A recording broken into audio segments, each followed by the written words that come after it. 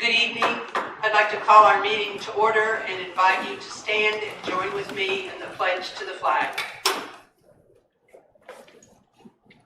I pledge allegiance to the flag of the United States of America and to the republic for which it stands, one nation under God, indivisible, with liberty and justice for all.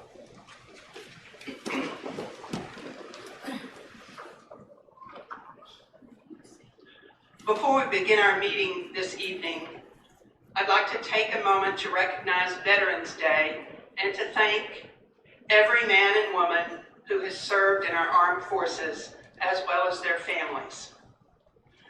Your dedication and sacrifice to our country exemplify the very values we strive to instill in our students through our portrait of a graduate competencies. Veterans and active duty personnel are valued members of our school community. And on behalf of the board, we extend our heartfelt thanks for your courage, your commitment, and for setting such a great example for our students. Thank you. Could we have the roll call, please?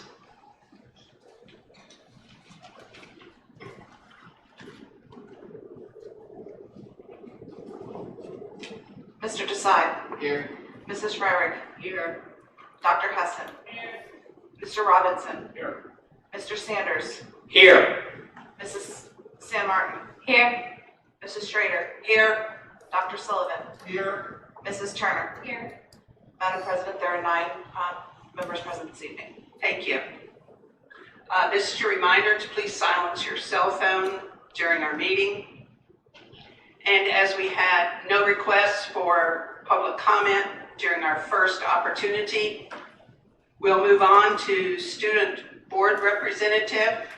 Makai, before you get started, hats off to you. Shout out whatever the current vernacular is for your performance the other night for the Radium Girls. Thank you. Good job, really. Thank you. Good evening. To begin with athletics, the boys soccer team made history with their first ever appearance at the state level competition. Along with that, many members from across all fall sports earned YAIAA first team, second team, and honorable mention honors. Notably, Kobe McKenna was named Player of the Year for girls volleyball, and Garrett Gensel got first team in 3 positions in football and second team goalkeeper for soccer. Also, Jonathan Sturmer won Player of the Year for soccer. And winter sports start this Friday. Moving on to clubs and activities. Trojan Theater's production of Radium Girls set several records. Opening night saw 186 tickets sold, our second highest opening ever, just shy of the Crucible's record of 197. However, it became the first play in Trojan Theater history to sell over 200 tickets, not only on the second night, but also on the third, officially making it the highest grossing and most attended to play in York Suburban history. The cast and crew put in tremendous effort, and it was wonderful to see the community support.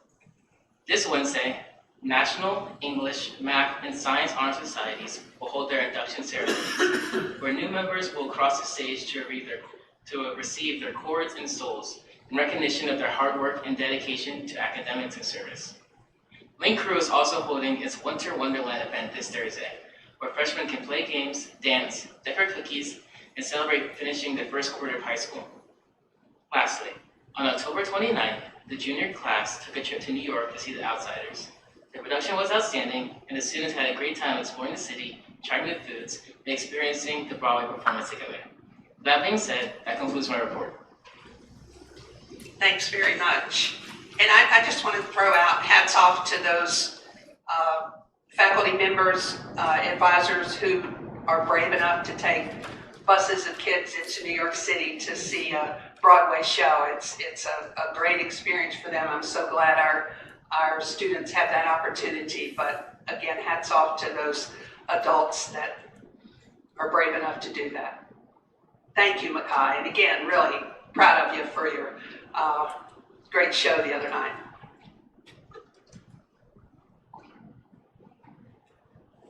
That brings us to the board president report. It's my responsibility to report that the board met in executive session on November 10th, 2025. That's tonight, beginning at 5 p.m. For the purpose of discussing legal matters, no official action was taken. I would also like to inform the board that incoming board members will have opportunity to participate in quite a beefy onboarding program beginning later this month. And thanks to Dr. Krauser and his team for facilitating this training. So looking forward to that. And that takes us to 7.0, administrative reports and discussion items. Dr. Krauser. Thank you, Madam President. We have a rather large curriculum standards report this evening, so I have no report.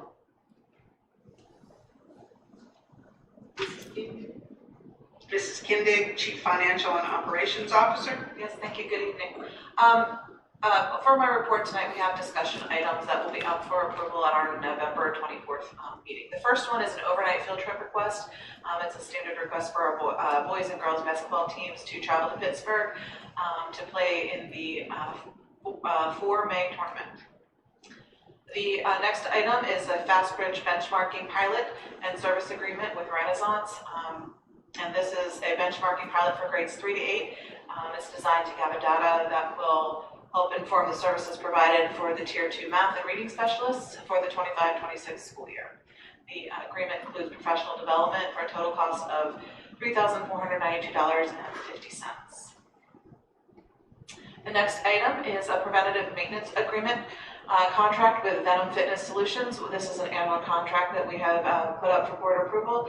It is just performing maintenance on all of our fitness equipment. We did back last year, we did it on a quarterly basis for about $932 for the year. So after review, it was decided that we only needed a semi-annual review, and it will be $726 for the year. The next agreement is an agreement with Smith's Handyman Services to provide HVAC training and consulting services at a rate of $40 an hour on an as-needed basis. As we look to find somebody to replace Mr. Smith, who was our HVAC expert here in the district, we're looking to contract with Mr. Smith to actually provide some training when we do hire somebody, if that is needed at that time. And then the items 5 through 9, 7.2a, 5 through 9, are property tax exemptions for veterans, and you can see them listed there. And if there are no questions on any of these items, that concludes my report. Anything for Mrs. Kindig? Mrs. Turner? You're probably not the one to answer this, but I have questions about 722 FastBridge. First, for the Renaissance program, is this going to be replacing the Acadience benchmarking that we currently use? Here she comes to save the day. I don't know where that came from, but anyway, welcome. Thank you. So we've talked about for some time how we feel like Acadience really hasn't been serving us as a true predictor of grade level success. Yeah. And so Dr. Campbell has created a K-12 team of counselors, specialists, interventionists, principals, and we have had different presentations from FastBridge, or from Renaissance, about the FastBridge program. And so the initial pilot for this year, it would just be used in that Tier 2 level with the math and reading specialists. So what that means is all of the students would take the benchmark, but then those students qualifying for services, those specially trained adults would be the ones using Renaissance with them. At the same time, we still have to, because we don't know what we don't know about it, yes, we do still have to get the Acadians to the students who are being screened with that benchmark. So are you thinking that after this year, if it all goes well, that we would be replacing Acadience? If all goes well, that would be my hope and the team's hope and desire. Do you happen to know the cost difference? The full implementation cost for next year, based on the quote that I received, would be $29,000 and some odd change. That's more than we currently pay for Acadians, but what we get from this would be a K-8 benchmark. All right, right now, we really stopped using it at the 5th grade level. The other piece of it is that this would also provide progress monitoring directly tied to within the program. And so that would be a huge bonus for us, to have those lessons and assessments built in. And the other piece, I'm trying to think, what is the other advantage to it off the top of my head right now, sorry. Okay. Well, and the big question for me is, now that we're out of the pilot year, a lot of schools are doing the pilot of Firefly. Why are we not looking at that, since it is free and provided by the state, who also puts out the PSSA? So I would hope that it's aligning better than anything else would. So in talking to my colleagues across the county who were brave enough to be the ones to pilot that, they do not feel like they are getting actionable data from those results to inform the instruction. So if it's more a matter of just giving our kids test prep time, that would be the path to go, because you're exactly right. It's the same platform as the online PSSAs will be. But I've been keeping close tabs with my colleagues, and nobody's jumping up and down. And last I spoke with them, they were all regretful and gave me all the reasons why maybe a slow roll is a great idea. Good to know. Thank you. Yep. The Renaissance is an online platform? It is an online platform. I believe it's the K-1 levels are done on a one-to-one with an adult. So that they also do the progress monitoring and give you all the data and all the pie charts and everything? Okay. Yes, ma'am. Okay, sounds good. Thank you for explaining that. Anybody else? What's the discount of 11,000? This year for the pilot, they are not charging us for any student licenses. That would be the discount. It's just the professional development services that we would in turn be paying for. And the price tag that I shared with you, that's just the quote I received. I haven't tapped into Mr. Henry yet to help me negotiate a better deal.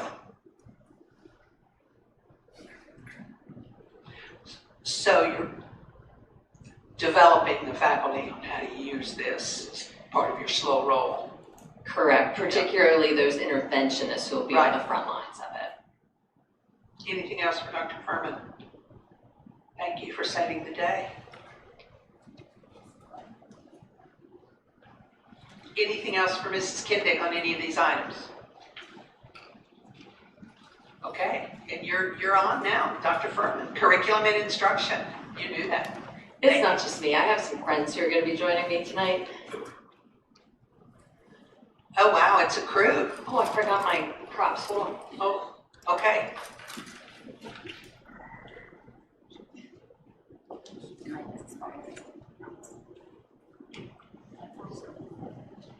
Welcome. We got more doctors on that front row than the law allows, I'm telling you.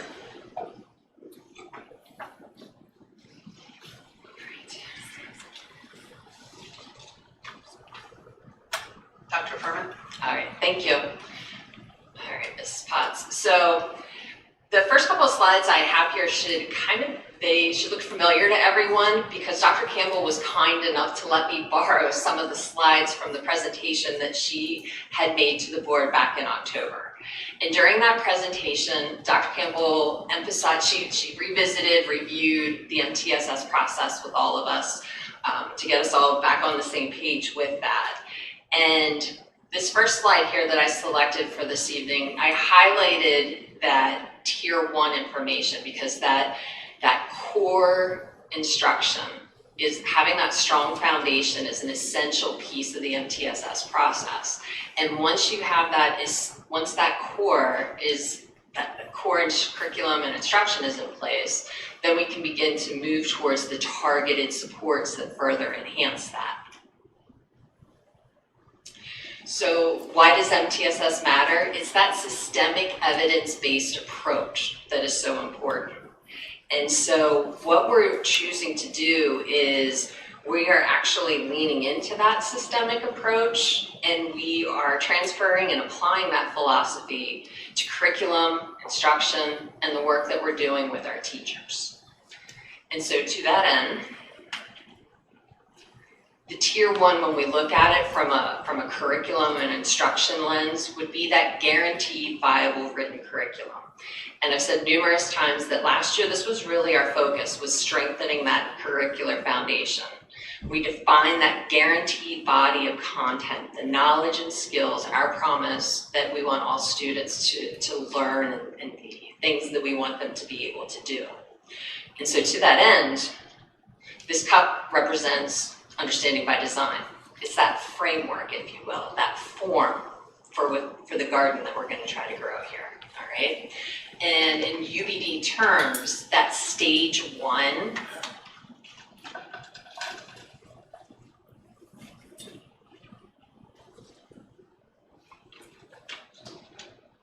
She's pouring the soil into the cup for those of you who can't see.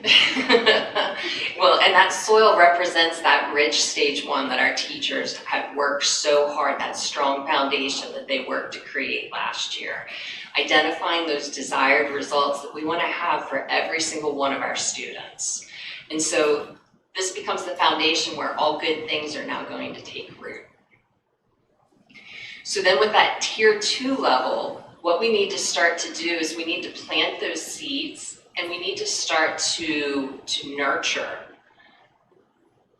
what it is going to be our acceptable evidence, how we're going to measure, where are all of those agreed upon things? How will we know when students have achieved those skills that we want them to learn and know and to be able to do? By aligning that instruction, we're now at a point where as teachers go off and they start to work on this assessment stage, this is where they're starting to move, where they're sowing the seeds and kind of beginning to move in different directions within their content areas, based more upon their individual needs. At the same time though, we still have some common through lines, and that would be our portrait of a graduate, because those competencies become essential to those authentic performance tasks. And the teachers are working very hard to build those meaningful and relevant assessments that tie the portrait of a graduate as that through line of acceptable evidence with our curriculum and instruction. And so if you look at page 1 of that data packet you have, it starts to show how we're already nurturing those seeds and how we're already starting to embed those competencies within our curriculum and within our assessments. Now she watered the seeds.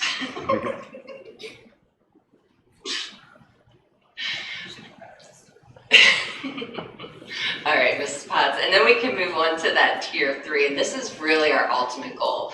This is where our teachers want to get to. This is where they want to spend the majority of their time, and they're exactly right. This is where I'm going to keep coming back to Dr. Laura Fink and the administrative team as we work to design future school calendars on being able to provide our teachers the time that they really need to nurture these seeds, because it's going to be through their collaboration at a variety of different levels and in a variety of different ways. But it's that collaboration that is like the sunshine that's going to nurture these seeds that we planted. It's going to help our garden to grow, and it's going to help our garden to thrive. We've talked at length about our veteran teachers and how they have so much to share, and they have so much more magic than we can get out of their brains and put into a stage 1 unit map. But at the same time, we have also hired some tremendous teachers who are new to our district over the past couple of years. And having the ability to be out and doing learning walks the past couple of weeks and seeing all of this new energy and these new ideas, we have a lot to learn from the people that we've hired and that we've brought into the district as well. But the only way that that can take root is if we give people time to work together with one another. And then finally, before I transition over and start to hand it over to the principals, the comprehensive plan continues and remains to be that decision-making screen for us. It guides us on where we should plant seeds, pull weeds, and nurture with more nutrients. And I just want to say before I turn it over to the principals, growing our garden is going to require a lot of hard work. We're going to have to get dirty in doing that work. but we need time. Really, we need to get the time to be able to nurture and to be able to achieve the things that we want for our teachers as well as our students. So at this point, I'm going to stop my part and I'm going to turn it over to the principals, and they're going to share with you how they are nurturing their sections of the garden this year using the data from last year as a guide to do that.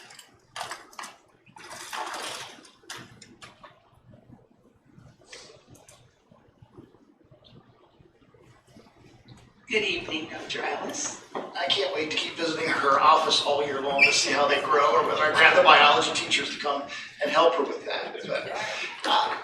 So it's my pleasure here to talk a little bit about our high school. I know you have some of the data in front of you. It's a presentation with a lot of information in many different ways, and I hope speaks a little bit to the progression that we're trying to make with the high school. For years, I would do this presentation and I have 4 or 5 pages of purely test data for you, but we're certainly looking at things a little bit differently. We start out always with Keystone exams, even though they are a relatively minor part of the high school experience. After all, the college or the state is trying to summarize the entire high school experience down to 3 tests that students take in their freshman and sophomore year. But nevertheless, they are representative of things that we need to continue to work on. And certainly these 3 subjects speak to many of the things that we have presented here to all of you. Certainly, when you look at English literature, that has always been a source of pride for us, the language work that our students get in their English program, and our students continue to excel in that area. Whereas algebra and biology are places where we're actively working. We've brought a number of proposals about different ways to approach curriculum with our algebra, knowing that students are starting to struggle in that area more than they have in the past. And we adopted a new program recently to give those students a longer runway to have an opportunity for more experience before they sit for the test. And we'll look to see in the next couple of years how that impacts us. And certainly biology is one of those points of contention in the state. They tell us we need to use new standards and they want us to progress how we're doing science, and we made that decision consciously to move that way. But the students are still taking the test based upon the old standards. So I do want to give our biology teachers a little bit of benefit of the doubt with these results, in that they weren't teaching to the test by any definition. They were actually teaching to a completely different set of standards, and our students still did well. But nevertheless, still, we certainly want to have more than 50% of our students proficient, and our teachers are actively working to make sure that improves. So that speaks to the basic testing experience of our students when we're really looking at the baseline of what our students are getting. We always take a lot of pride in our college preparation achievement, is the category I put there. In terms of our AP program, continues to be robust. We continue to have many students that are interested in taking the exams, and they do very well in the exams, just by nature of the fact that we can say at least a quarter of our students in pretty much every graduating class are graduating having passed one of the exams. And we're excited to see that program grow as well. When we come back in December for some of the course proposals, the AP is expanding the program, and we're bringing on AP cybersecurity for IT professionals, as well as AP business as an opportunity for our students, for more students to have that experience going forward. Our students continue to be very successful when they go off to our local colleges or go online to our local colleges for courses. You can see that within the dual enrollment participation. That is becoming a more targeted group. We once had almost every student sort of striving to do that. Our students are getting more intentional about whether or not they take those courses. But we continue to have a very robust college and the high school program. Kudos to our world language teachers that do a great job through the University of Pittsburgh of preparing those students. And we're excited that recent work that Dr. Krauser has done with your college, and I've had some conversations as well, to expand and reopen a college and high school program with your college. We currently have 3 courses that were approved very quickly, and our students have access this year. And then we'll be bringing a number of other ones here online as well. Not new courses, just your college endorsing courses that we have. So we'll certainly see those numbers continue to grow as we give our students more opportunities for college experience as well in the high school, whether that's AP courses or whether that's dual enrollment or college and high school. Still continue to be very proud of our SAT results. Our students that are interested in going to our strong, prestigious colleges and universities still perform very well. One very noteworthy piece, and I know I've talked about it in a few presentations over the last couple of years, the number of students interested in taking the SAT or interested in that college experiences has been declining. And you can see last year's class was particularly low. I think that's lower than you're going to see from this year's class. But there's a combination of factors in that. Some of the SAT not being required at many colleges, students are starting to take advantage of that. Although it's starting to go back, the other way. The pendulum always swings. So we'll monitor how that goes, but as you can see, the results are still very strong there. Looking at some other measurements, and I'm excited to start working with Mr. Shear to come up with some more measurements here as well, and he'll be here in 2 weeks to present some of what we're doing from a career preparation standpoint. We have a lot of pride in what our kids are able to walk away from in terms of things that are actually could potentially help them get a job. We have many students that are going out and getting actual credentials, or not going out, we're actually doing them here in school, such as our applied engineering students can get an OSHA certification so they can go and work on a work site. Many of our family and consumer science students are getting a ServSafe certification, allow them to get an extra leg up in a restaurant kind of setting. We also have CPR and stop the bleed opportunities for medical interested students. And those are just simple credentials, not simple, but they are the basic pieces. But then at a whole higher level, we have advanced certifications that students have got. All of us have seen the 15 EMT students last year. We celebrated that over and over again. We're on target to have a similar number this year, and we hope to continue that going forward. And we also still have the partnership with York County School of Technology, where some of our students can go and earn certifications. So we had a number of students earn welding certifications there. We also have students that are going out and doing more things out in the real world, so to speak. We had 17 students do internships last year and 3 apprenticeships. So we're going to continue to look at those numbers and see how they continue to progress in the years to come. The final piece that I included, this is new for me to include, is certainly things that I've always looked at in the building, but to share it here, is the results of our survey from last year. So this is a subset of all the information that we collected at the bottom of the 3rd page there, just looking first at asking students what their plans are after college. And it's interesting to see that far right column, as students get through their years, they do progress into a decision, as which we should do. But one pause that I had when I looked at is that already 56% of the 9th graders know that college is the best choice for them. And that tells me we may not be doing enough to educate them on the vast variety of opportunities. I don't want to turn away kids from college if that's what they want to do, but there are so many opportunities for students. I'd actually see that not get determined be a little bit higher 9th grade and see it zoom in a little bit more intentional as they come over the years. But that's something we'll do as we continue to do more education for them and to that end. Then looking at just some general perception data, some of the pieces that sort of jump out at me in terms of what we're trying to do in the high school with pieces. Some of the largest areas where we have disagreement is oftentimes where I'll go first. Certainly I like the positives, but the disagreements are things that we want to continue to work on, that the students like for school, the students feeling successful for school, and that aligns at the bottom where we look at some of the pieces about students truly feeling prepared for their next step with the decisions they have to make, and being prepared there reminds me of how important some of the direction that we're taking in terms of putting more different types of programming in for our students, to give them more opportunities in career spaces, to make them feel better about the decisions that they're making become very important. And I think those fit together in terms of the offerings that we're giving students in school. Also things, just some of the connected pieces and how students feel in terms of liking school, feeling like teachers are actively getting to know them. Those are all pieces that we can always work on, because a student that feels cared for and a student that believes their teachers believe in them will always perform better. And those are some of the pieces we're trying to do with our Armor initiative. Certainly proud of all the work the teachers are doing to try to develop alternative programs and activities. I love the Link Cruise piece during the Winter Wonderland. That's always a popular event. But those are the types of things we're trying to do to help students feel more included in the school, and I appreciate all the work the advisors and the Link Crew leaders, a guy being one of that, has done to try to support students in that way. That's my quick narrative. I hope it was quick, but certainly happy to answer any questions before I turn it over to Dr. Stead. Thanks for that data. Question I had is for the Algebra 1. We have listed middle school and high school. Yes.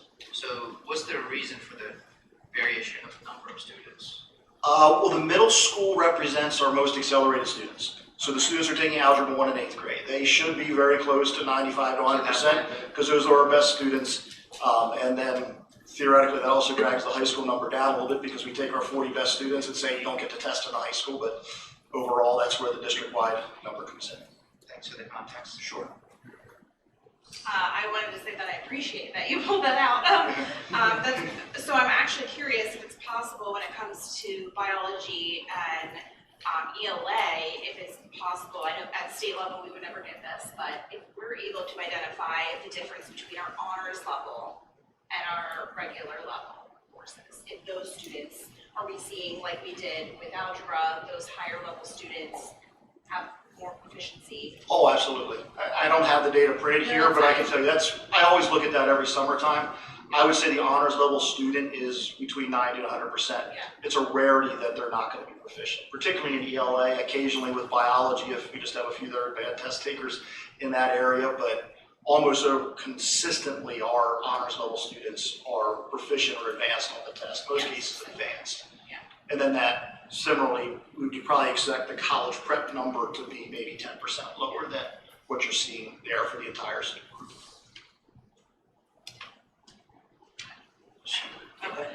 I skipped ahead a little bit. So I saw that the middle school teased out their survey by 7th grade, 8th grade, 6th grade. And did you think about doing that for your survey? Like, I wonder if the 9th graders feel some kind of way compared to the 12th graders. I did tease that out. I don't know offhand the individual attributes, which ones and where they fell. I just didn't want to overwhelm you with 3 pages of information before I sort of looked into the aggregate. But certainly the progression generally is the longer students are in school, the more connected they feel and the more they've established relationships with faculty, which is what I'd expect. But I don't remember anything real profound to share with those differences. Anything else? Dr. Sullivan? So could you refresh my recollection on how many years of PSAT data we have in the high school? We have an intercept with almost all of our students with the PSAT at least once in high school, right? Correct. Yeah, we've been administering the PSAT. I've been here 14 years, I think 14 years. We started administering it to every 9th grader about 5 years ago. And then we now have shifted to just the college preparatory sophomores and juniors, simply because at that point they're focused on that. But we do have PSAT data on nearly every student. Since it's a broader base, it might be worth looking at alongside the SAT data, which has much less coverage of the students. Sure. Yeah, thank you. I would be interested at some point in knowing the merchants or the businesses that are cooperating with us in terms of where our students do their internships and pre-apprenticeship. Just at some point, I think that would be A, interesting, and B, at some point, I just think it'd be nice to sort of thank them in some capacity anecdotally to say, we appreciate your involvement with our school district. So at some point, if we could hear about that, I think that would be interesting information to have. Any other questions, or Mrs. San Martin? Thank you. I noticed that for the Keystone results, we don't have anything listed for results for 24-25 school year. Did we not receive that, or? The state has not released their data yet. Our scores are in and presented there, but the state has not released their data yet for the Keystone exams.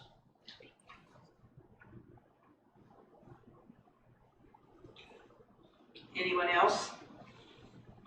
Lots of information to go over, but we appreciate it very much. Thank you.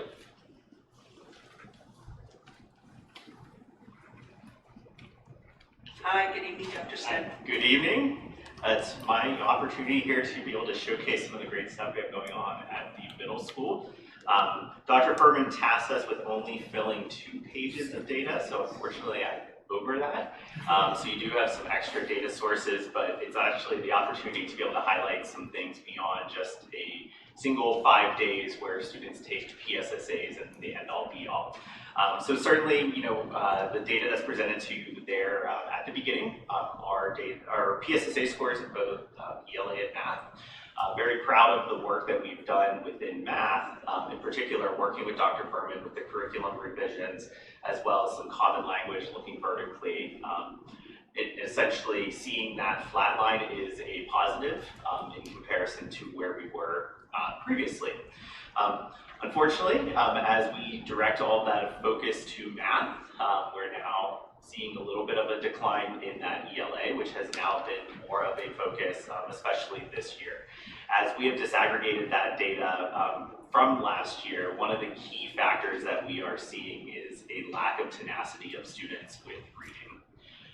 And so looking for opportunities of how we can re-infuse reading opportunities for students and purposeful reading opportunities. And then two, always with middle school, we do see that, unfortunately, that seriousness of students taking PSSAs decline as they go through 6th, 7th, and 8th. So really looking on how we can incentivize, and that's that Super Bowl moment for us as we prepare throughout all of the school year, especially as we get ready to make this transition online. All students will be taking the full online. Many of my colleagues have experienced a drop whenever they did make that change. So actually our departments today, we're working through how can we try to avoid that drop by preparing students and making those connections to them as we progress. This year in particular, one of the things we are using the theme to level up, and that's the idea of taking the great work that we've been doing with a schedule change to incorporate a win period, the addition of the MTSS framework that you keep hearing about, as well as taking a look at the knowledge and use of data to help shape those individualized needs of students. So that's really been our focus as a staff throughout this school year. We wanted to jump headfirst into full MTSS implementation. That was the purpose of why we made the change to add a win period. Our staff know data, they know their students well. It's also part of the reason that I started bugging Dr. Furman about FastBridge, was the opportunities, because we needed a little bit more. We needed that next step to help guide the instruction for students. Some key focus for us, always as a building, has been that idea of the middle school experience for students. Middle school is a challenging time developmentally for students as they progress. So the 3 pages that I got to highlight, that I went over my number of pages, was really looking at that school connectedness experience of students from the middle school. And I loved hearing Dr. Hassan talk a little bit about that decline of that look from 6 to 8. You see that middle school experience where middle school, 6th grade, they feel involved, passionate, everything's very positive, and then you start to see that little bit of a decline as they age out. They become the top dog and they're ready to move on to Dr. Ellis and the high school. Then I wonder if that switches when they get to 9th grade now. They're like little fish again. You know what I mean? I will say this was based off of our last year, our group that's currently in 9th grade. They were a little more of a challenge. And so I wasn't surprised to see some of those results. The results you see are really grouped by grade level, but at a building level, we engage that at the team level. So very specifically taking team data and looking at it at a team level. There were also some open-ended responses that we shared with staff as well to some of these questions. There were additional sections that had to do with, do they feel connected with an adult? Who is your adult that you feel connected to, which is also very valuable, especially at that middle level. We set this up very similar to kind of how you would rate a restaurant or a hotel or a movie, just by a star rating. So rather than using a Likert scale of strongly agree, disagree, they were able to rate these questions similar to how they would rate a movie out of stars. So that's why it looks a little bit different than the high school data. And then finally, that last page to highlight there is just that community experience of what our families experience specifically with the middle school. Anytime that we do some data collection, we always like to do a full 360 approach where we're looking at what the students say, what the parents say, but then also what our staff say. And one key one, I just came back from the AMLE conference in Indianapolis, and that very top one there of how do we get parents involved at the middle school level is the same experience that everybody experiences, no matter where you are in the country. And I think some of that does come from, at that point, you want them to start to fly a little bit on their own. So that's a key one that our PBIS committee is looking for is, how do we foster some of those inclusion opportunities? What type of special events that, elementary has many, many events that they participate in. Parents come and join in. How can we foster some of those at the middle school level? And then very proudly be able to showcase, some of the general behavior changes. Several years ago, there were many false stories out there about the middle school, number of fights and different misbehaviors that were going on at the middle school. So being able to showcase the work that we've done to be proactive with our student support, the implementation of our PBIS program to see that general decline. And again, that focus on the middle school experience that's beyond just the PSSAs. So that is what I presented for you. Questions for Dr. Smith and Mrs. Turner? I'm trying to figure out, looking at the community experience where parents said overwhelmingly that they attend parent conferences and meetings about their student. In my experience, there is no such thing as parent conferences in the middle school unless your student is struggling. And this is actually something I wanted to talk to you about, so this is perfect timing. Because now as the parent of a freshman, I didn't schedule any parent-teacher conferences when Dr. Ellis emailed us because I'm so used to not doing it. But then I was lucky enough to have a teacher reach out and say, please schedule. I was like, oh, okay. And I remember having that conversation in that conference that, you know, I'm a first-time high school parent. I'm just going off of what I did in the middle school, and that she had heard that from a lot of freshman parents. And for me, I really value that. I really love parent-teacher conferences. So I was really excited that that is encouraged here at the high school. And I'm not sure why there's the difference between the buildings. I don't know if that's a conversation that you've had, but so I don't understand how that score came back like that. But I do think there is value, and that actually might bring about more parent involvement, actually getting in the building and getting to know the teachers who getting involved is helping. Yeah, and I love that you asked that question because I get to actually highlight the fact that this year we actually ran student-led conferences where we opened it up that every student had the opportunity to run a conference with their family to be able to showcase their data, their grades. Oh, that's yes, I'm so happy to hear that. We did return to a model where everybody has the opportunity to come in and do a conference, and specifically trying to foster that ownership of the student leading their parent through. Went very well. We did see the gap that we do still need to have some of those more intensive conferences, if you will. I think part of what skews this data a little bit with the conferences is what's the definition of a conference? Because we meet as a interdisciplinary team twice per 6-day cycle, it's not uncommon that we're bringing parents in for those meetings to be able to meet with all of the teachers at once. So we're doing it pretty frequently during that. Yeah. Mrs. San Martin?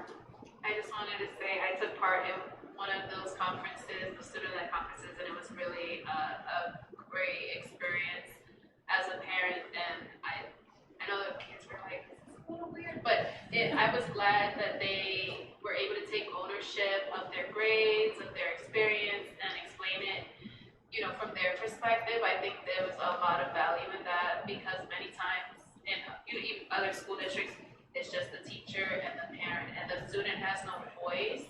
So I'm very happy that you gave the students a voice. Yeah, it was a great experience, really fun to watch. Our biggest question now is how do we keep that conversation going beyond just October conferences? How do we, whenever they do their mid-year updates, how can we showcase that growth and be able to still draw in the connection with home to try to foster that? Yes. And that was a good opportunity for if you needed volunteers to let the parents know what you needed at that time as well. Like if there's events that you need help with, that would have been a great opportunity to do that as well. Or have them sign up right away. Thanks. Anybody else?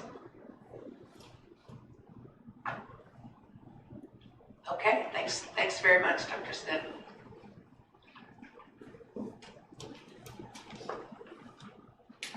Dr. Patel, good evening. Hi there, good evening. You can't give a former English teacher a metaphor and not expect them to go all in. So please forgive me for going all in with the plant metaphor that Dr. Furman set up here. I do want to start by addressing, I'm going to go back 2 years to provide the context of the grafting metaphor. And just give you the background of some of the work that the intermediate level teachers did in order to establish our vision for moving forward with the building merger. We talked through what are the things that we value most as educators and what is it that we want to see from our students and how do we envision our two buildings growing together. And what they landed with is this statement that our focus is to foster respect, kindness, and inclusion to create a safe learning environment where all students and staff are heard, valued, and celebrated, to inspire lifelong learning, and to develop compassionate global citizens who contribute positively to society. So it's a lot, and as most teachers do, they take on the world with, much passion. So that's kind of the focus that has been guiding our work for the last couple of years. There are lots of things that have gone into that are tied to our data, but I really do want to sort of speak to the focus that has built in our building, which is primarily growing kids' hearts and their brains, really is what it boils down to steal a phrase from Dr. Furman. So one of the things that we've been working on is binding our two schools through a shared curriculum and instructional framework without losing the identity of either school, but creating a stronger entity that draws from the strengths of both of them. I'm in a really unique position that I can see what is going on in both buildings, and while there's a lot that has been very surprisingly parallel and consistent, there are areas where things have been dissimilar, and not necessarily dissimilar in a way that is negative, and not that things shouldn't be dissimilar. That dissimilarity is what makes each building unique and kind of encapsulates its own identity, which is necessary and important. But as part of that, we've been sort of pulling out what is that kind of thriving rootstock at each campus. What are the successful programs, the beloved traditions, the staff expertise that makes each school special and unique? And then to kind of come to a place where we are building something that is collaborative by building onto the best practices within both buildings. So to pull out the things that are best about both places and to put them in place in each of the buildings. So in taking a look at the data and kind of pulling that thread through, you can see that our PSSA data, with the work that we've been doing on the curriculum, that we are still well above where the state has been falling, and that we, in our shifts that have been made to the curriculum, the excellent teaching that our students have been doing, we're starting to see a bit of an uptick in our PSSA performance, which is great. I think this is indicative of the work that our teachers are doing to align and make sure that our curriculum is meeting the needs of our students. In math, we're seeing the fruit of the labors of all of the work that our teachers have put into shoring up that curriculum. While we are definitely celebrating our academic progress, I think that our focus on kindness, safety, creating a space where students feel that they belong, in working collaboratively with Dr. Sneddon to create a framework that leads students into the work that they'll be doing at the middle school. We're seeing that we're nurturing those qualities, preparing students to live with courage and compassion, with respect and kindness. We all know that when students feel safe and connected, that they're more open to learning, that it puts them in a space where they are able to make connections and really thrive academically. The staffs of both buildings are absolutely committed to honoring the whole child and to addressing not only their academic needs, but also their social, emotional, and behavioral growth. One of the things that we've put in place this year in order to help build that is an extended flex period that we've put at the end of the day. So there are 3 different rotations that students go through in our 6-day cycle. They have 2 days each for academic focus, for social emotional focus, as well as for kind of a focus on restorative practices and building that emotional and community building piece. So we're kind of leaning into what Dr. Sneddon has done at the middle school with his flex and his win periods and kind of merging that into one period at the end of the day. To kind of shift into some of our climate survey there, you can see this is very similar to how Dr. Sneddon structured his with the stars. For context, when I look at this, I love seeing how much blue there is on this, showing that students feel supported by their classmates, supported by their teachers, that they have friends at school, that they feel like they belong at school. This is indicative of the work that our teachers and our staff have done to create a space where students feel safe and connected. Our work last year and over the summer led us as an intermediate level to a new PBIS framework. It's brave, you probably have seen it. It's something that we're really proud of. The PBIS teams did an amazing job coming together and coming up with this acronym. It stands for Be Kind, Remain in Your Space, Accept Responsibility, Value Learning, and Empower Others. So we have these guiding tenets that students really are committed to embracing and staff are committed to embracing. But this is kind of the piece that is driving us forward right now as we are working with students to make sure that they are consistently able to access their education and their learning. What questions do you have? Anything for Dr. Bedell, Mrs. Sedmartin? I'm just curious with the PBIS, while the schools have different acronyms, I like them, but I just wonder why there's not more cohesiveness within the systems. I don't know that that's a question that I can answer. Yeah. It's a great question because it comes up actually quite a bit. There are some people who feel that we should have the same acronym K-12 and it should be consistent across the board. And there are some people who like that it's a little bit reframed and a little bit different every couple of years. Essentially the same principles, the same ideals throughout K-12, but they're worded in different language that's it's just fresh every couple of years. So that's just the approach that we've taken. And it's because each department, each division has different teams working together. So starting off with the 4B were rules and then working our way up to Armour in high school. Anybody else? Thank you. Thank you so much. Thank you. Dr. Jackson and Mrs. Albright, good evening and welcome. Good evening. You have our littlest learners. Me too. And a package deal, apparently.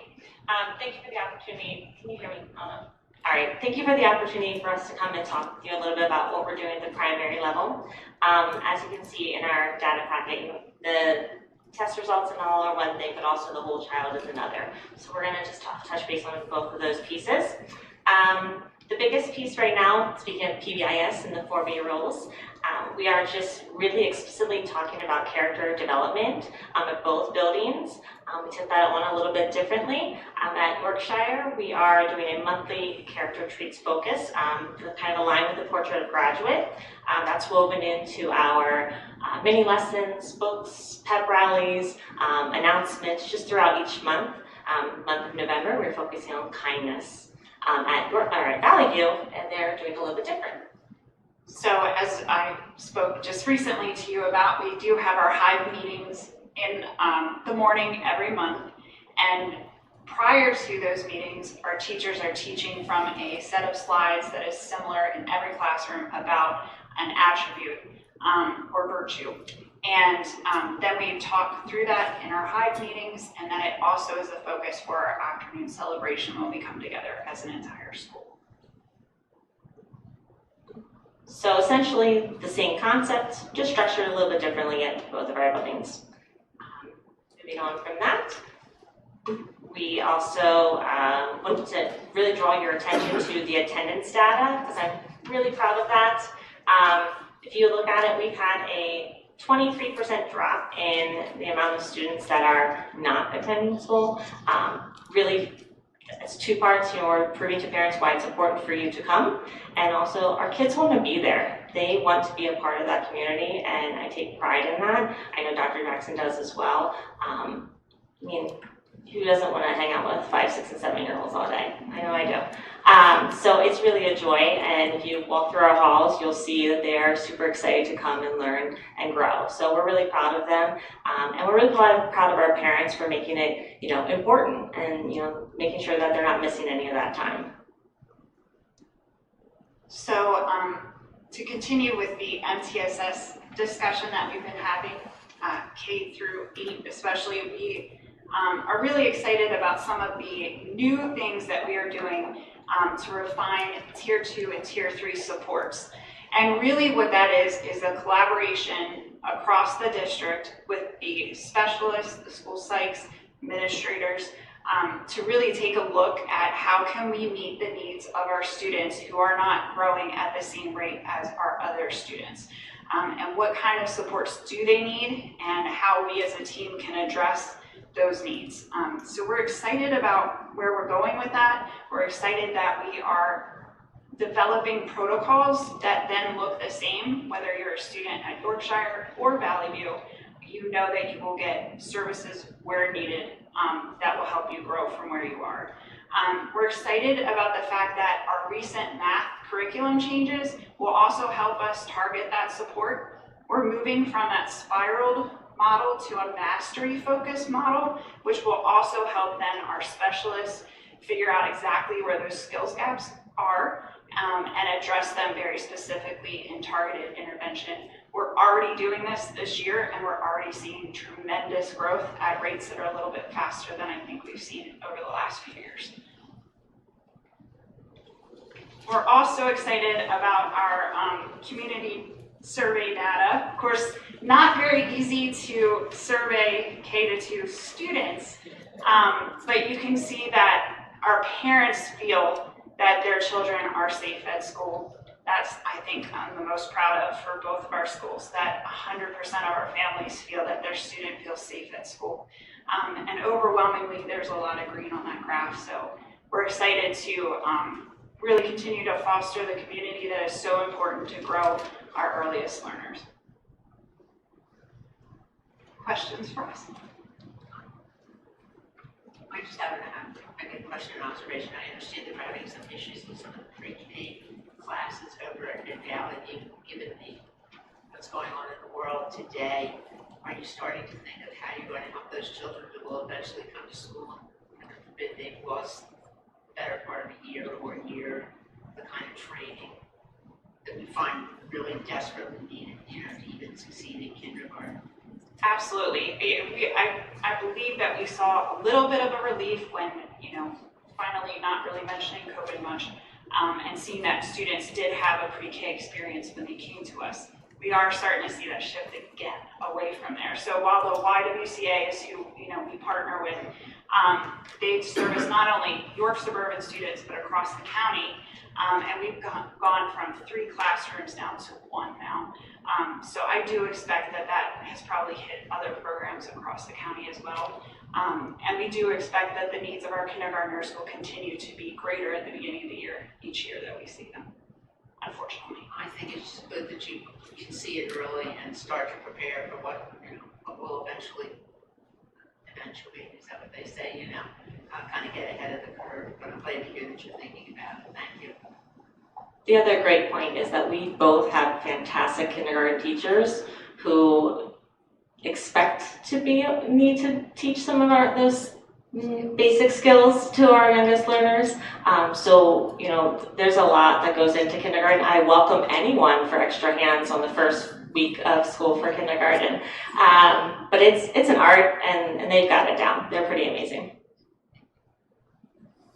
If I could just add to that, because I don't know if our general public understands what's happening there, so I just wanted to kind of catch everybody up that's in the room, but because we do not have a state budget, funding has not been flowing to our nonprofits, including the YWCA, so they have had to choose to eliminate some programs and charge for programs that were free for families before. So we've lost some of that early child education, and I'm hoping that the state does their job soon and passes a budget so maybe we can get that support back for our very little ones that will eventually be coming to schools somewhere around here. Yeah, thank you for that. Dr. Hessen? And to add on to what Ellen was saying, kindergarten is more than just like teaching them to read and recognize numbers.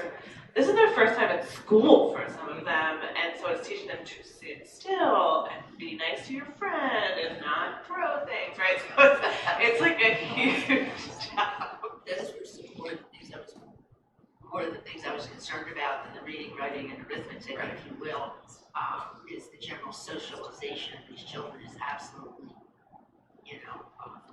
100 years ago when I did, we went to school and everybody had done preschool what we had learned at home. Now it's become more of a responsibility for the district. Yeah, you make a good point, and I think that underscores the magical skills that a good kindergarten teacher, which we have, can accomplish. It's amazing. Anybody else? Dr. Sullivan? I didn't know if we were going to have Dr. Furman come back up and back clean up. Yeah, I think she can do that. She can do that. Thank you, ladies. Thanks for what you do with our littlest learners. And while Dr. Furman's coming up, I just want to kind of add a little comment to that conversation we were having. We talk a lot about what students are bringing with regards to their experience and context, but the challenge then also comes to teachers when you have families and students with a tremendous amount of context experience and those without. Then comes that second part of the challenge of being a teacher and bridging the gap between both and differentiating between those students and their needs to help meet with objectives all year long. So, a little transition for you. Appreciate it. Dr. Furman, come reason with me for a moment about our state assessments. Jeez. Yeah, I know. As I'm approaching my expiry date here, I'm waxing a little more philosophical. State sets standards, and everybody in Harrisburg is involved in that. Almost literally everybody in Harrisburg is involved with that. We had individual legislators weighing in on the social science standards this last go around. And then local educational agencies will purchase or develop educational programs, curricula, that hopefully are aligned to those standards. And then we deliver instruction that hopefully is aligned with the curriculum. And we have internal assessments that hopefully are aligned with all the foregoing and with the final stage of the statewide assessments. So we have a state setting a curriculum and then a state setting a statewide assessment. But there's a lot of potential ruin that happens in between those tent poles. Okay. So a lot of things can go wrong, right? So I know that you have emphasized on multiple occasions all the different things that we try to do to make sure that all the tumblers in that log are lined up with one another, right? So when we either purchase educational programs or develop curriculum, as you went over in the presentation tonight, we try to make sure that those are aligned to the standards. We get all the teachers and the faculty involved in planning for the delivery of instruction, as you say, focusing on authentic performance tasks, and in developing our own internal assessments. You and your team have even developed a tool that allows us to interrogate our own assessments to make sure that the areas of emphasis that are on our tests line up with the appropriate areas and weights of emphasis on the overall state assessments. So the state sets the standard, and then the state has the state assessment. And there's a lot to local educational agencies in between. And so in York County, there's the way we do it, and there are 15 other ways that people are doing it, with different teachers, different curricula that they've chosen, different boards, different communities bringing different levels of resourcing to that. Everybody's doing it a different way. And then you zoom out at the state level, there are 500 different ways of doing it, the 500 different school districts. But knowing that the state sets the standards and the state sets the final assessment, I'll call the final assessment PSSA. Who determines whether the PSSA or the Keystone are aligned to the state's own standards? They do. So, I mean, I'm trying to work out, given all the different ways people can put fillings in that sandwich. I don't know how many metaphors I'm onto at this point. Do everything in between the state set standards and the state set assessments, right? Of all the latitude that's given to the local educational agencies in between. And all the different ways that can be done within the county and within the Commonwealth of Pennsylvania. The slide in scores that we see statewide, how is that possible unless one of the chief potential culprits is a lack of alignment between the assessments and the standards? So I was recently at a training where there were some different folks from the Office of Assessment. And so my question to them was, roughly off the top of my head, fuzzy here, like 2013, 14, we moved to those Common Core standards, we beef everything up, everything is going to be so much more rigorous and more difficult. Right around 2018, they renormed the ELA test. Never ever have they looked at the math test since they first made that move to say, this is on par, this was right, not so much as a tweak. And here, you know, we're encouraging our staff to reflect on every assessment, after every assessment, to analyze the quality of it on the front end, during, the back end of it. So whenever I'm with these people, I always ask the question, when are we gonna re-examine the math test? Just because it just, something isn't making sense with that. And this isn't me making an excuse for York Suburban. This is a trend across the entire state. So while it is frustrating, they have all sorts of appendices that go through the rigor of how they set the assessments, the reliability, the data, where they throw out a number of mathematical statistical terms that I'm sure you would interpret much better than I'm able to do. The state has said that they want to make moves to fill that gap between the standards and the actual assessment.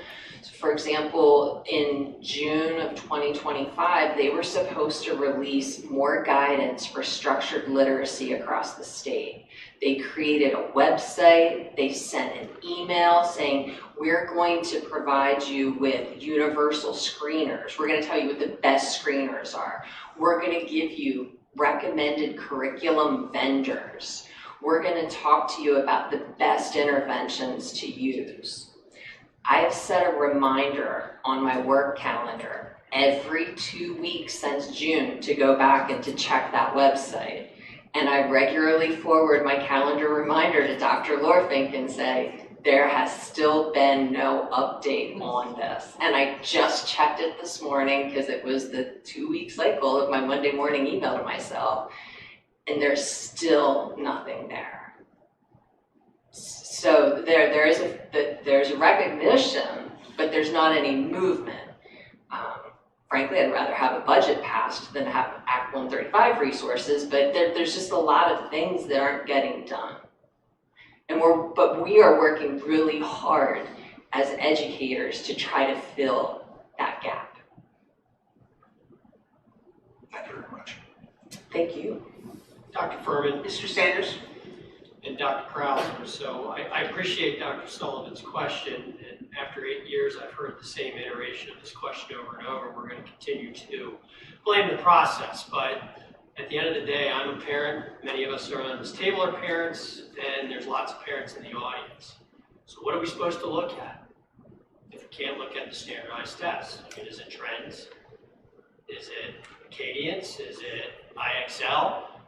What are you looking at? And Dr. Krauser, what are you leading this district to look at on a consistent basis? Because if you keep changing the measurement every single year, and I'm being facetious with every single year, but it's pretty frequently that we're looking at it. What are we supposed to look at? I'll go ahead and take that first as the Director of Curriculum Instruction. I've taken the lead from this board, from this community, in that, yes, we want our students, we want to maintain, we want to propel academic achievement. And I've made no secret in any presentation I've ever made. I said to the board at one presentation at some point that there are many roads that lead to poverty, and as far as I know, there is only one way out of poverty, and that is through an education. So we all take achievement very, very seriously. And while I sit here and complain about these assessments and these tests, we all still dig into every one of them. We all still try to find the root cause. And, going back to the garden analogy, taking some hot housing approach that isn't sustaining is what we've done historically. We've swung from this silver bullet to this magical garden nutrient, to this thing, with the staff through PD, through different points like that. But with the garden analogy, we're just trying to slow our roll. We're trying to examine the root cause, and we're trying to grow the hearts and brains of our students. We take all of those assessments seriously. So hopefully what you see in that data packet is not just one piece of data, but the multiple different layers that we're trying to pull in to show that we are growing students. Well, all right, so let me follow up with that. And there's some in the community that like to look at relative performance versus district and state levels. But if I look at just our middle school PSSA results, I look in 23, 22 at 74.9, then it trends down to 69.8. This is ELA, by the way. Then we're down to 65.5, and that's proficiency or above. So that's a downward trend. I look at middle school mathematics, 43, 41, 43.5, so that's treading water, but that's still 43.5 at proficiency or above. That's alarming to me. It is to us too. That's why we invested so much time, money, and energy into that curriculum rewrite. This is the first year of implementing this new curriculum. In addition to that, we created the teacher on special assignment position. And so at the next meeting, Mrs. Robeson will be here to present about her work that she's doing, both quantitatively and qualitatively, the work that she is doing with teachers. So you're right, it is alarming. None of us are downplaying that. We are all working very hard to change that trend from treading water to moving upward. And that's fine, but and I've asked you this question before, and I've asked you this question before, Dr. Krauser. 3 years from now, once this curriculum's implemented, what are you going to point to that says the curriculum's working? How are you going to report that out to the public? Dr. Krauser? And I would say the measures that we saw this evening. So it's a combination. So we're going to stay with these same measures. Well, the state requires us to use one measure. So we'll be using that unless the state decides to change that. We're also using the measures that we shared this evening. And if during that, as Dr. Furman mentioned, that evaluative time, there seems to be a change, or for us to investigate another form or another type of assessment, we'd investigate that. You didn't answer my question, but it's going to be the same measures then, the PSSAs and the Keystones. Is that what you're saying, or? Well, it's not a single measure. The state doesn't use a single measure. I'm very aware that the state doesn't use it. I'm asking, are you going to be using the same? In other words, am I going to see this same level of presentation 3 years from now if I'm sitting in the public to know that the curriculum is either working or not working? Well, it's hard to say 3 years from now if the state changes that. We know this year they're changing the assessment delivery tool with the existence and the use of a digital online tool for the PSSA. So we're not sure if the measurement will look the same, but whatever the state requires of us is what we'll continue to produce as one of the measurements. And the other measurements that we use for that school performance profile will address those as well. Okay, so the answer is you don't have a measurement 3 years from now to know whether the curriculum is working. That's what you're saying to me, because it's going to change. That's what I'm hearing. So you're asking. That's fine if that's your answer. So you're asking me what measurement I'll be using in 3 years? Well, you're implementing a new curriculum. If I'm going to look at it a year from now, how are you going to know it's working? Well, it's the regular implementation. So our standards that we're using for our common assessments, our performance-based assessments, our performance tasks, there's a constant evaluation of the assessments we administer and the performance of how students do on that. So local plus as well as the benchmarks, we're going to run a pilot program on the change for our tier 1. So yeah, I mean, I think I'm answering your question. Not really, but that's okay. I'll let it drop. Well, okay, let me hop in here. One, I'm not suggesting pitching the PSSAs overboard. If I didn't think they were, what we have to look at, then the literally hundreds of hours that I have spent on the board analyzing things at a district, subject, group, grade level across the county and the Commonwealth, that would have been a real waste of time. It's what we have. It's what the state is going to continue inflicting upon us, and I think that we ought to be able to get whatever whatever guidance and measurements out of that we can. I understand the caveats that Dr. Krauser wants to apply there, and speaking to Dr. Snetten's point earlier, I've had the horror of watching my 3 suburban alumni speed run job applications and things like that. The kids, when they see a form online, it's like something has trained them to get through it as quickly as they possibly can. And I've been making increasingly nervous noises to the administration since, there's good and bad about online PSSA. It's one less thing that the cyber charters can hide behind in terms of the differential in performance with their students from those who just don't take the test. But for a lot of students, it is going to be an exercise, if they are not carefully trained, it's going to be an exercise in how quickly can I finish the module that's in front of me. And I really, I take to heart what all of you who deliver, education to our students are trying to do in your classrooms to make sure that that does not happen. Because I've seen the way these kids do online testing, and it just scares the living daylights out of me.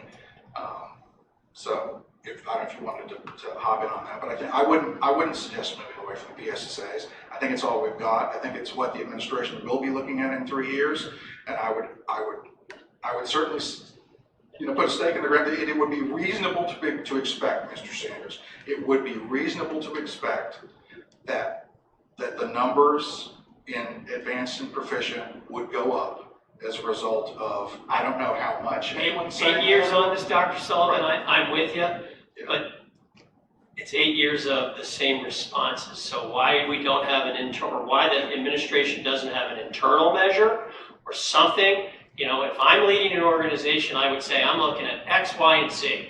That is what I'm going to be measured by, because that's what I'm driving towards. I want these number of students to be proficient in this. But you didn't answer that way. That's why I'm asking, what is it you're looking at? We're spending money to implement a curriculum here. We're spending taxpayer dollars. I've got kids in the district. You have kids in the district. Other people have kids in the district. What is it that tells you it's succeeding? And it's not, well, the state's changing this, and we're looking at, no. What is it you're looking at? How do you know whether the curriculum's working? That's always been my question, and it's not known. Sure, and maybe the way we define success or measurement is beyond just a single test score. And that's what defines. I never said that. I didn't. I said, how are you defining it, and how do you know it's working? I didn't say succeeding, not succeeding, but if we're going to implement a curriculum, how do we know that it's working? And if it's not working, how do we change it?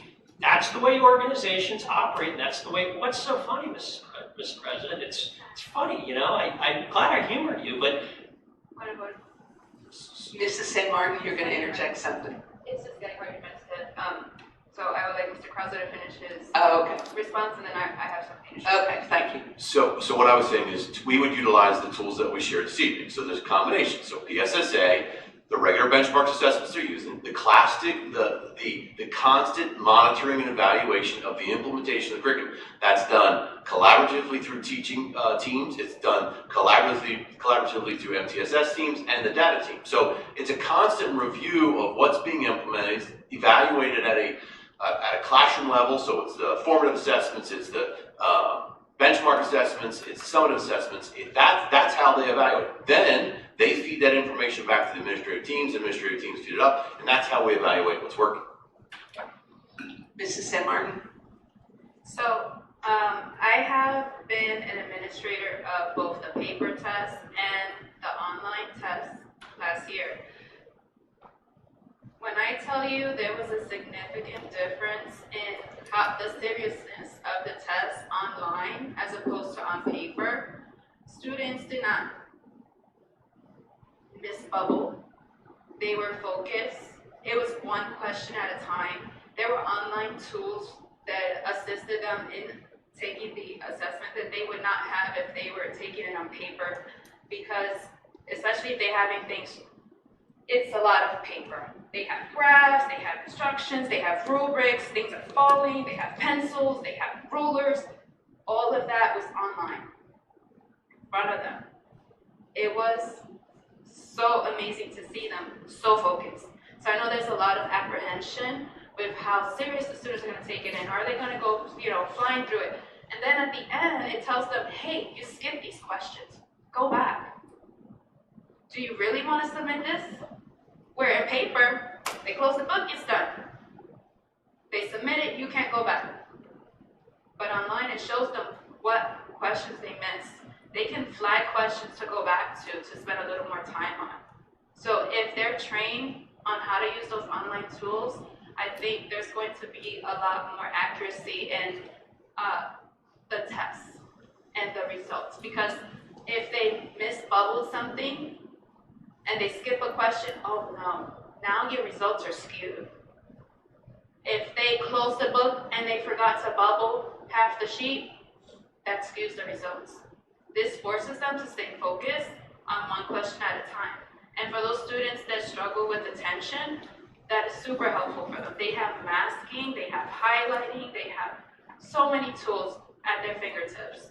And it's not falling all over the place when they're trying to take a test. Interesting. Thank you for sharing that. No problem. Yeah. Anybody else have anything for Dr. Furman? Sure. Can you just give us an explanation of what's happening on this page? Which page are we referring to? Okay. Okay. So obviously we've talked a lot about the portrait of a graduate competencies and how important they are to us. And so this is a screenshot of how this information appears in EduPlanet, our curriculum management system. Another measurement tool. And so what we've started to do is, with the adoption of Portrait of a Graduate and the October time that we had, the teachers, many of the teachers who have their stage 1 curriculum finished have been going in with their stage 2 and taking a look at what competencies most align with the performance test. So it's the early stages of coding and showing that we're trying to embed it and measure it. These ones that have zeros, is the goal to make them non-zero? Correct. So, and yes, as long as you keep giving our teachers time to collaborate and build these assessments. Yeah, I think this is a really good way to measure those intangibles. Yeah. It's a first step.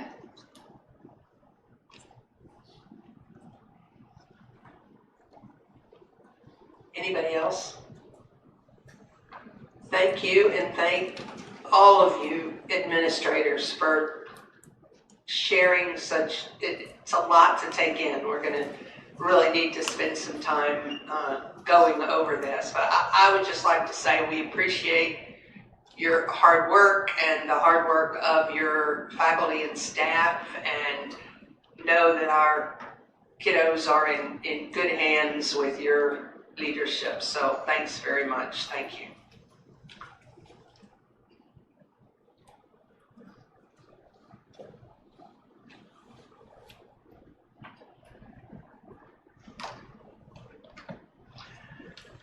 Moving on with our agenda, that brings us to 8.0, our action items. 8.1, the consent items. Consent agenda items are listed below. Would any board member like any of these items considered separately, or are there any questions on any of these items? If not, I ask that a motion be made to approve the below mentioned items. We have a motion and a second. This is 8.1A through 8.1F. Any questions? Are there votes to the contrary? Hearing none, this can be considered a unanimous vote. That takes us to 9.0, our informational items. Mrs. Fryrick, LIU, and York Adams. I have no report for the LIU and York Adams Academy. You do have a draft of the minutes from our October 28th meeting to give you some idea of what we're doing over there. One of our big things this year is going to be finding a new computer system for our student information and record keeping. And that completes my report. Thank you for that. Mr. Robinson, legislative update, please. Thank you, Madam President. Well, as I'm sure we all know, Pennsylvania is still without a budget, proving once again in any kind of budget shutdown competition, Pennsylvania will go the distance and beat the federal government every time. In other news, PSBA is calling for school boards across the Commonwealth to pass resolutions demanding the General Assembly pass a budget. Now, I, for one, am taking this with a grain of salt, simply because the same organization asked school budgets across the Commonwealth to pass resolutions demanding charter tuition reform. More than 460 of the 500 school districts in Pennsylvania passed such resolutions, and we know how effective that's been. I fear it will take more than resolutions to get any kind of movement on the budget. Perhaps crowds of irate citizens descending on the offices of our local legislators.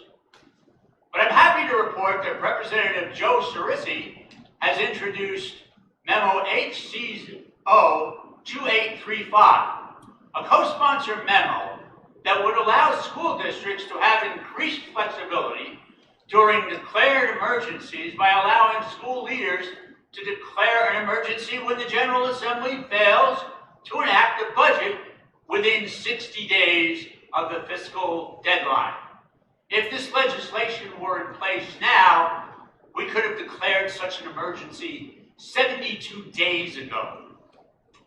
Now, in closing, just let me say to all of our legislative friends in Harrisburg, to those of you in the audience and to those of you listening at home, my lighthearted comments about the budget impasse are not meant to diminish a deeper and more significant issue. The budget impasse, yet again in this Commonwealth, is not a source of hilarity. It's embarrassing. School districts and children and the families they serve across Pennsylvania are being hurt by indifference and inaction.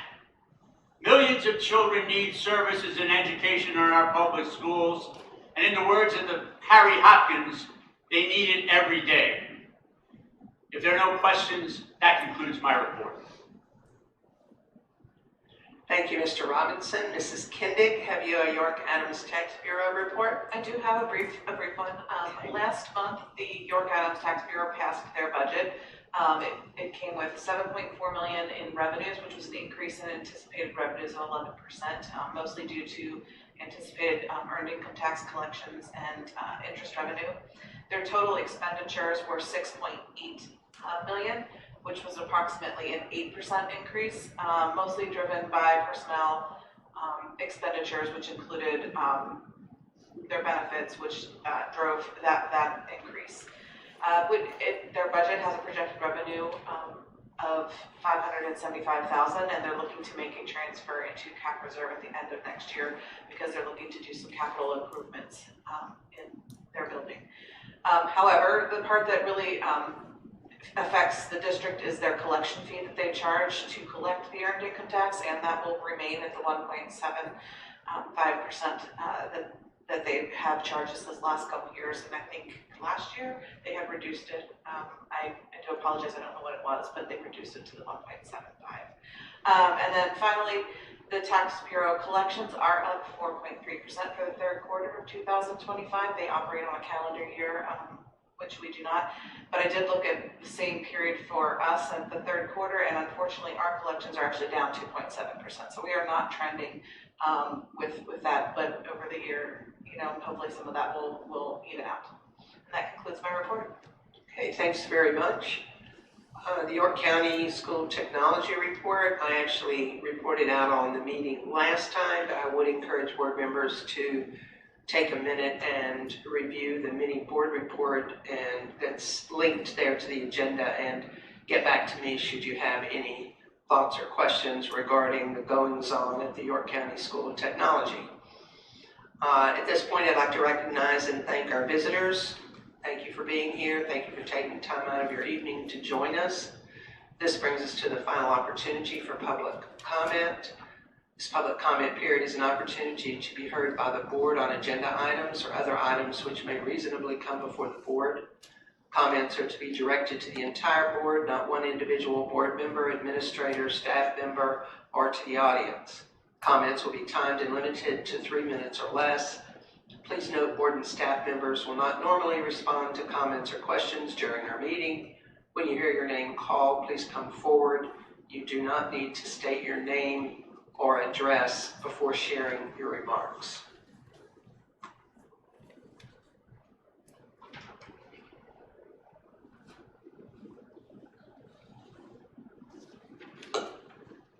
Sarah Reinecker, Spring Garden Township. Nope, you're passing. Okay, that's the only person who signed up. So that brings us to any board comments or recognitions. Anything for the good of the order from the board?